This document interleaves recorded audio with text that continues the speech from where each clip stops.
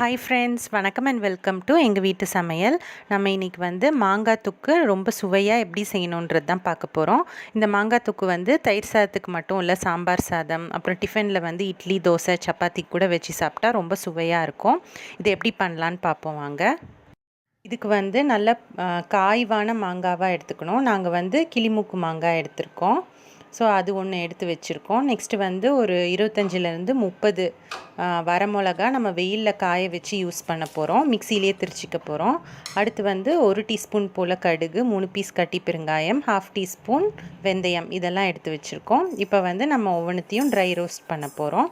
First வந்து கடுகை வந்து நல்லா பொரியிற வரைக்கும் ட்ரை ரோஸ்ட் பண்ணி எடுத்து வச்சுக்கோங்க.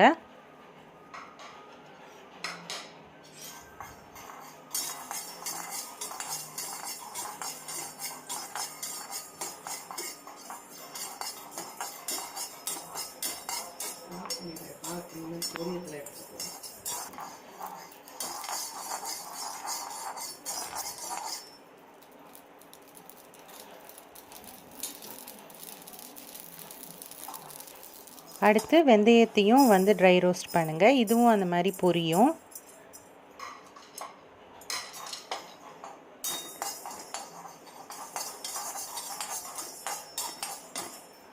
இப்போ எடுத்து வச்சுக்கோங்க. நெக்ஸ்ட்டு வந்து 3 பீஸ் கட்டி பெருங்காயத்தையும் அதே மாதிரி ட்ரை ரோஸ்ட் பண்ணுங்கள்.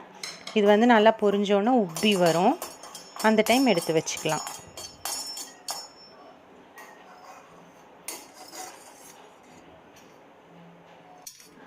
இப்போது நம்ம வந்து வெயிலில் காய வச்ச மிளகாவை பொடிச்சு எடுத்துக்கலாம் மிக்சியில். அதே மாதிரி ட்ரை ரோஸ்ட் பண்ண பெருங்காயம், கடுகு, வெந்தயம் இது எல்லாத்தையும் தனித்தனியாக நம்ம வந்து அரைச்சி எடுத்து வச்சுக்குவோம். நம்ம தொக்கு செய்ய தேவையான பொருள் என்னென்னு இன்னொரு வாட்டி பார்த்துடலாம்.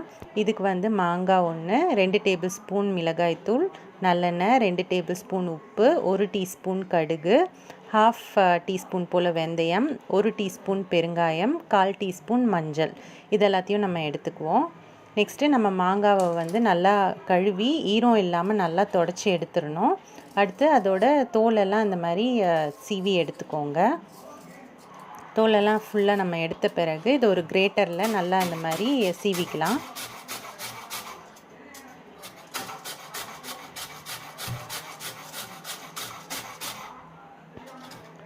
இந்த மாதிரி முழு மாங்காயையும் நீங்கள் வந்து சீவி எடுத்துக்கோங்க. கொட்டையை மட்டும் விட்டுருங்க.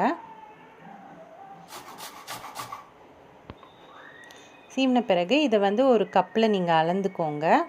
இப்போ வந்து சீவினது 2 கப் போல் எங்களுக்கு வந்திருக்கு பாருங்கள். இப்போ எந்த கப்பில் நம்ம வந்து மாங்காவை அளந்தோமோ அதே கப்பில் 3/4 அளவு நம்ம நல்லெண்ணெய் எடுத்துக்கணும். அந்த நல்லெண்ணெயை நம்ம ஒரு வடை சட்டியில் வந்து நம்ம ஆட் பண்ணிக்கிறோம். இப்போ எண்ணெய் காஞ்சோன்னா கடுகு போட்டு தாளிச்சிட்டு நம்ம மாங்காவை வந்து போட்டுடுறோம். துருவன மாங்காவை சேர்த்துட்டு அதை வந்து ஒரு வாட்டி கிளறி விட்டுக்கலாம். இப்போது நம்ம வச்சுருக்க மஞ்சத்தூள் ஆட் பண்ணிக்கலாம். அப்புறம் 2 டேபிள் ஸ்பூன் போல் உப்பு ஆட் பண்ணிக்குவோம்.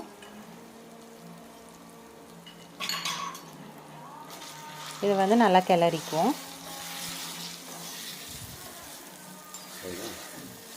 10 நிமிஷம் கிளறின பிறகு இந்த பச்சை வாசனைலாம் போயிடும். நல்லா வெந்து வந்துடும் மாங்காய். அதுக்கப்புறம் நீங்கள் 2 டேபிள் ஸ்பூன் மிளகாத்தூள், 1 டீஸ்பூன் கடுகுத்தூள், 1/2 டீஸ்பூன் வெந்தயத்தூள், அப்புறம் 1 டீஸ்பூன் பெருங்காயத்தூள் இதெல்லாம் நீங்கள் ஆட் பண்ணிக்கோங்க. இதோட பச்சை வாசனைலாம் போகிற வரைக்கும் இதை வந்து நல்லா நம்ம கிளறணும்.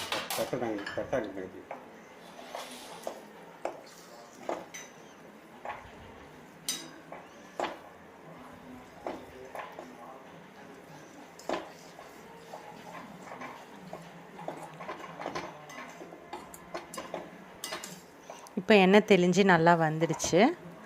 இதை வந்து நம்ம ஆஃப் பண்ணிக்கலாம்.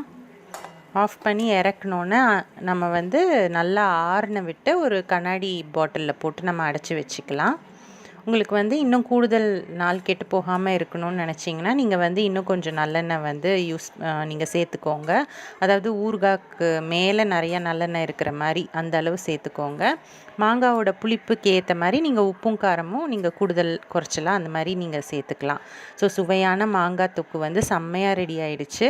நம்ம சொன்ன மாதிரி இதை வந்து தயிர் சாதம் மட்டும் இல்லை, நம்ம வந்து சாம்பார் சாதம், பிசிபேலா பாத், அதுக்கப்புறம் இட்லி, தோசை, சப்பாத்தி இதுக்கெல்லாம் தொட்டு சாப்பிட்டாலும் ரொம்ப அருமையாக இருக்கும்.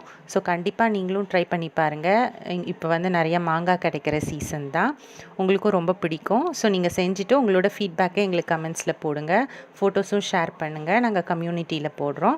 இந்த வீடியோ உங்களுக்கு பிடிச்சிருந்ததுன்னா லைக் பண்ணுங்கள், ஷேர் பண்ணுங்கள், சப்ஸ்கிரைப் பண்ணுங்கள், மறக்காமல் பெல் பட்டனையும் டேப் பண்ணுங்கள். அப்போ தான் எங்களோட ரெகுலர் அப்டேட்ஸ் உங்களுக்கு வந்து சேரும். தேங்க்யூ.